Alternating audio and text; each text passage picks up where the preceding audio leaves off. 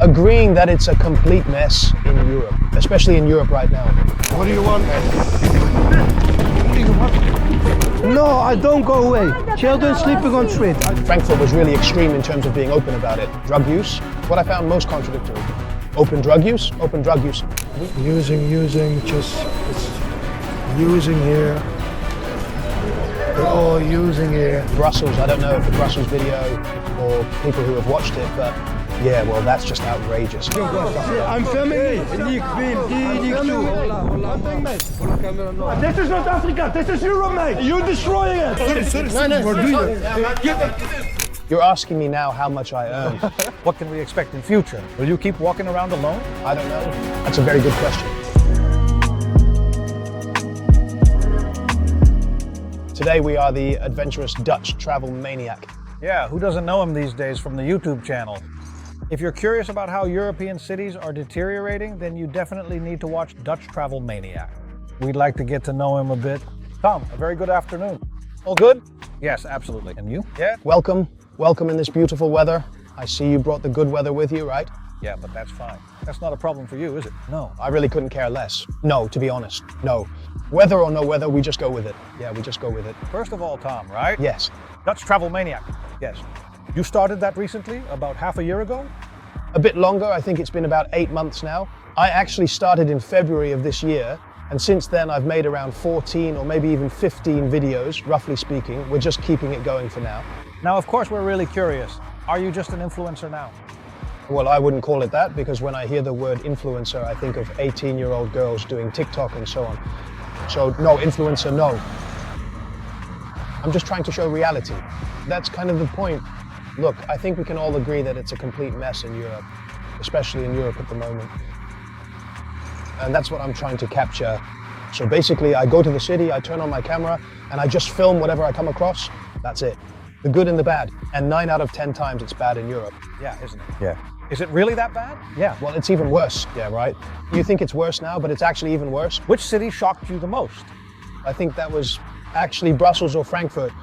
I don't know if you've been to Frankfurt recently. I always just drive past it. I think you should keep doing that. Yeah, right? Just drive past, don't stop. It's that bad? It is a disaster. You arrive there, you have the Hauptbahnhof, the main station, the central station, and right across from it, literally 100 meters away within a square kilometer, it's just nothing but junkies, dealers, crackheads. It's a disaster. I was really shocked. You can't be serious? So everything, Europe won, what we stand for. Actually, that wasn't the right decision. That wasn't the right decision. I think the completely open borders policy of recent years, the toll is beginning to take its toll. Think carefully about what we are going to vote on in the coming period. Yes. To what extent does that actually have an influence, Wade? Yes, absolutely zero. No, I really have some very serious doubts about it, in fact. And of course, the most contradictory thing is when you read it on the internet, that areas like Venezuela and Congo and Israel, and you name it all, that they are very dangerous. Well, I've been to all those places, and if I compare them to a city here, 200 or 300 kilometers away, it's a world of difference. Yes, it is it. Most dangerous cities. Yes, indeed. Europe? Yes, Europe. We don't even realize that at all. As Dutch people, right? No. No, because we are given a completely different picture. Frankfurt, I used to think this was a metropolis of Europe. Maybe it once was, perhaps, but it's in a state of decline at the moment, and it's coming this way too. You'll definitely see this in the Netherlands as well. Experience. Maybe we already have, to a large extent. It might not actually be quite as terrible as Frankfurt yet, but it's really getting there. The world before this, 8 months ago, what did you do in your daily life back then? At the time, I had my own business in solar panels in the area of sustainability, so I sold and provided them to customers. Solar panels, air conditioners, heat pumps, that kind of stuff. I did that for about 2.5, maybe 3 years. And then because of all kinds of rules, what I always call nitpicky regulations in the Netherlands, I'm talking about the abolishment of net metering. Sometimes yes, sometimes no. People just started to have doubts and of course bought less as a result. And I'm sure I made plenty of mistakes myself during that period. But then I thought to myself, to hell with it all, I'm going to do something else. But did you do any research before you started with this? How did that go? Because it's a complete 180, something totally different. Yeah. Well, let me start by saying that I've always loved traveling. I'm 34 now, and I think that since I was about 15 or 16, well, actually that's not true. Since I was 17 or 18, I've consciously tried to travel as much as possible.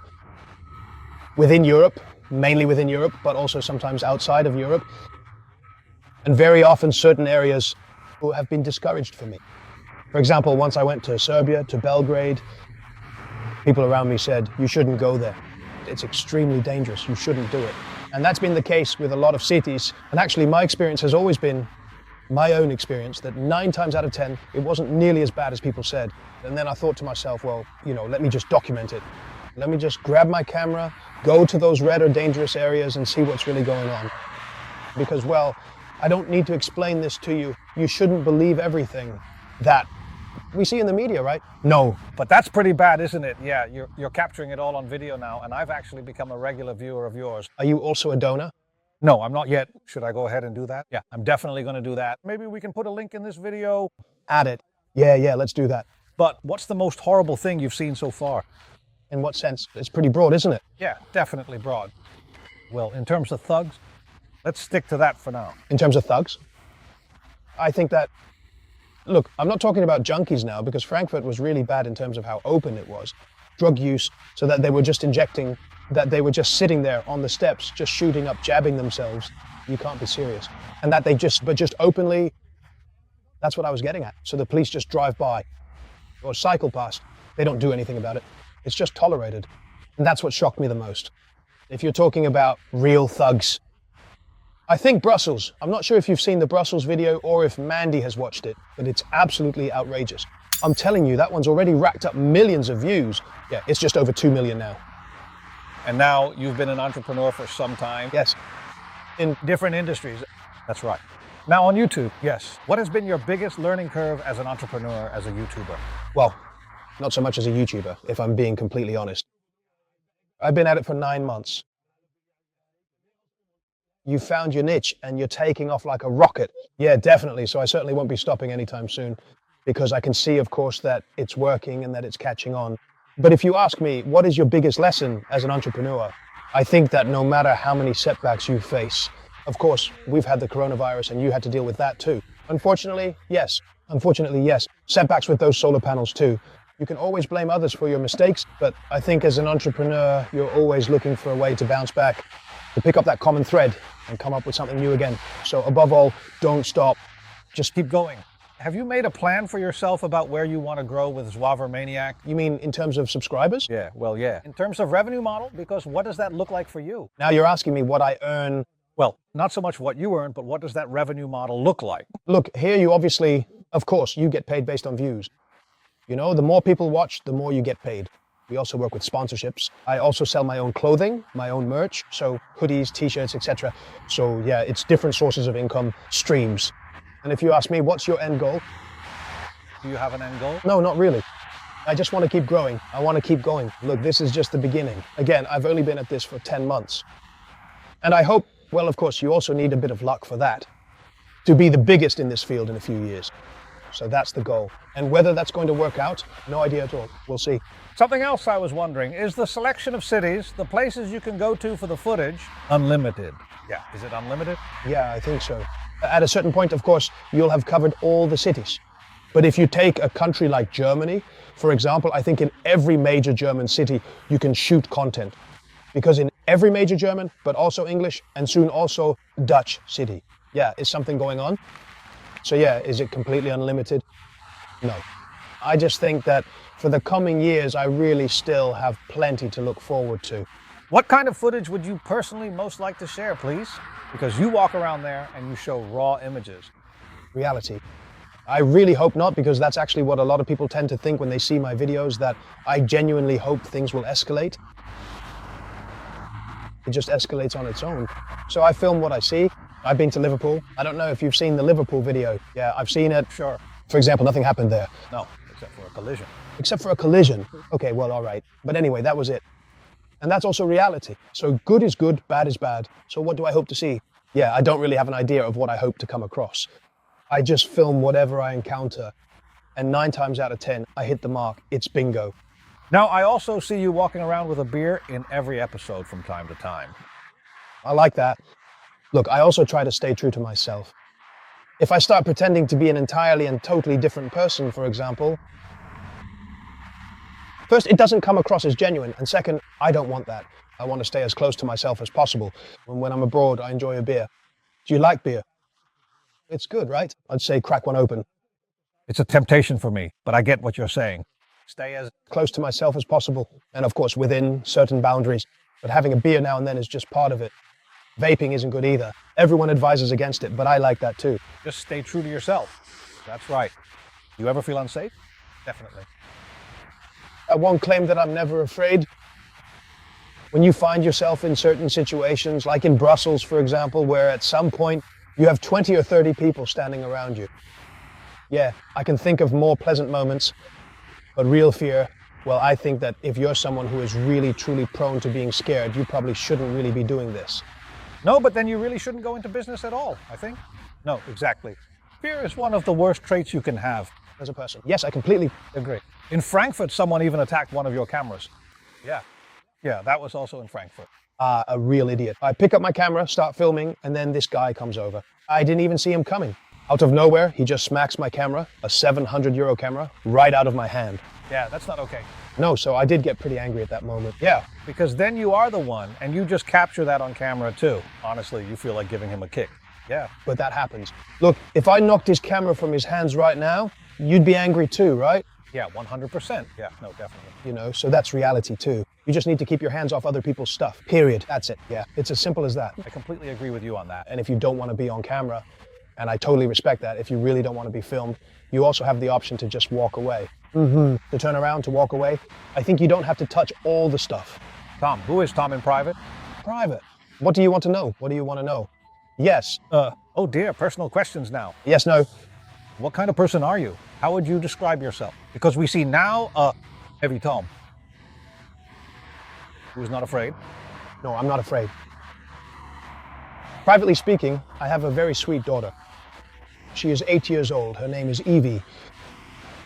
That's really everything to me. The rest, with all due respect, even my work could be taken from me. So I try to do as much as possible with my little daughter, to do fun things with her, to make sure she's happy. I also go on vacation abroad with her, just the two of us, as often as possible.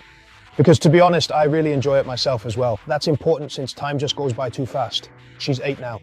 I can still remember when she was 1 or 2, when I used to change her diapers. It all goes by way too quickly, and I think you have to cherish that. But if you want to do fun things with your family, you'll have to work hard. Yes, 100%. So yes, it's inherently connected. So it's hard work, and who am I as a person? Maybe I come across as rather, well, I don't want to say aggressive, but maybe a bit angry or something. But that's not the case.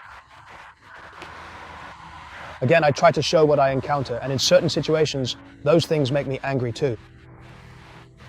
Sometimes I just get made angry as well. In Marseille, we still had one more shot. There you see, what do you call those kinds of people again? They're sitting on the street with their child. Yeah, those are often gypsies. Yes, Gypsies. I just couldn't think of name. for a moment. Yeah, that made me really angry. You actually got really aggressive almost. You're Using a child here on the street to make money. So it was a woman, a gypsy woman, about 40 years old. I think I have no idea. She was sitting there at 11 or 12 at night, and the weather was bad too. She was just sitting there on the street, literally on the street, with 2 children, one about 2 and the other 3 or 4, I think, begging at 11 at night. So at a certain point, I say to the woman, well, you know, just come with me. Take my hotel room, I'll just book something else, or I'll book something for you. She didn't want that, she only wanted money. And that really makes me angry. Because then you're using your children to generate income, while those children, of course, should just be in bed at 11 at night. Of course, they were really exploiting their Children. And then I picture my own daughter, and I think that really bothers me. So those kinds of moments really make me, to put it mildly, angry. You always walk alone. Yes. Is that a conscious choice? Yes, because I think that when you walk alone, you get the most genuine reactions from people. Yes. If you walk with a group, with all due respect, or with a cameraman, then there's always a certain stigma attached to you. People will be less likely to want to share their stories with you. So I consciously choose to do it alone. What can we expect from you in the future? Will you keep walking around alone? I don't know. That's a very good question. Look, as the channel keeps growing, more people will start to recognize you, even abroad. More people will also likely try something together with you. Are you already being recognized in the Netherlands? Yes, in the Netherlands, and often abroad already. Only if it gets even bigger, then yes. Look, if it attracts attention, it also attracts negative attention. So maybe in the future, I do try to postpone that moment as long as possible. So, still just walking around the cities alone. Yes. What can we expect from you in the coming period? Which cities are still on your schedule? Well, I'm going to Stockholm next week. Apparently too. Everyone thinks. Stockholm, Sweden, Scandinavia, beautiful. But apparently it's also quite in decline. So I want to go take a look there. 2 weeks later, I'm going to Brazil, a few days in Rio de Janeiro, a few days in Sao Paulo. And I just got back from Birmingham. That's no small feat either. No, at least that's the image that's painted for us. But that's what they also said about Caracas, the capital of Venezuela, which I visited, the murder capital of the world, a few years ago. So I also went there alone. I think I was there for 8 days, maybe 9. I didn't experience any problems at any moment. I walked through slums there. El Petare, does that ring a bell maybe? No, I don't know it. Everyone advises against it, but even there I had no problems. But I think that if you show a certain level of respect, you'll get that back as well. Look, if you go there and start causing trouble and you have a big mouth and no respect for the area you're in at that moment, yeah, then you're screwed. I'll ask you in a bit. Yeah, exactly. Yeah, you've also been to Ukraine. That was one of your first videos. Yeah, that was my... I think 3rd or 4th video. In the beginning, yes. Back then you still spoke Dutch. Yeah, that's right. Back I spoke Dutch. Back then we also thought. Because the first thing I thought, yeah, I mean, right, Ukraine is completely bombed out. But actually it wasn't that bad at all. Now, I do have to say, I was on the west side. I was in Lviv. So I wasn't at the front at that moment. But still, that country is at war. So I wanted to see how things were going there. But life just goes on. Even there, football matches still take place. Bars are just open. There are still parties. There are festivals and parties. Life just goes on. Even there, I had a fantastic time. Really, huh? Yeah. What's on your bucket list? My bucket list. Yeah, what's on it? I really want to go to Somalia. Oh, yeah? Yeah. South Africa is also very high on the list. Yeah. I get that too. Johannesburg, from Veles indeed. Yeah, I want to see so much. America, of course. I really want to go to the Bronx. Yeah. I get that. To film there. Yeah, that's stressful enough. We can cross the street in this neighborhood. Yeah, right? Yeah, we're still a bit friendlier here. Yeah, here. We are. I'm the handyman here, really. No. Well, that's great, man. Yeah. Hey, Tom, I really want to thank you for the interview. And also, yeah, I really appreciate that you show the harsh side of Europe while we all think and sit on the couch watching TV that everything is just fine and dandy, but it isn't. No, on the contrary. So I want to thank you and definitely keep going.